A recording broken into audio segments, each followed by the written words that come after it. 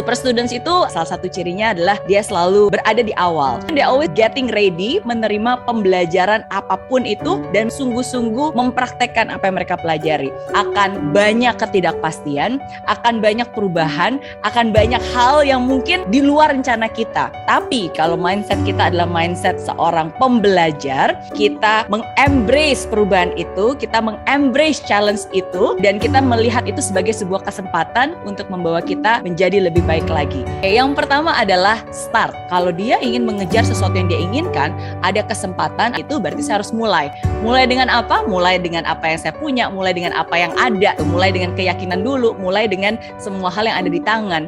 80% of success is about showing up. Walaupun Anda belum bersuara, Anda sudah punya 80% kesempatan untuk bisa berhasil dibandingkan orang-orang lainnya yang mungkin masih mikir, masih bertanya, masih menganalisa. Banyak yang mau, banyak yang ingin, banyak yang berharap, banyak yang berhayal, tapi nggak banyak yang bertindak. S yang kedua, to have a speed. Gercep, hati-hati dengan kata-kata entar. Suruh jalan, entar deh, nunggu siap dulu, entar deh, nunggu mikir dulu.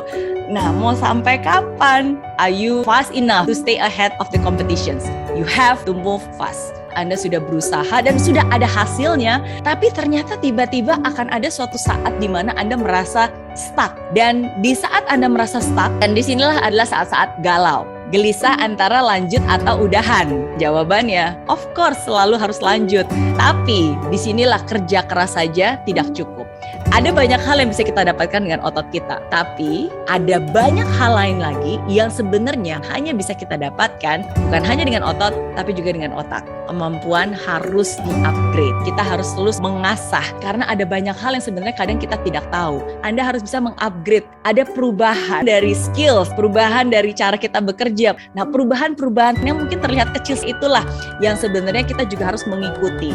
Zaman berubah, tapi kitanya nggak mau berubah, kita yang ketinggalan zaman.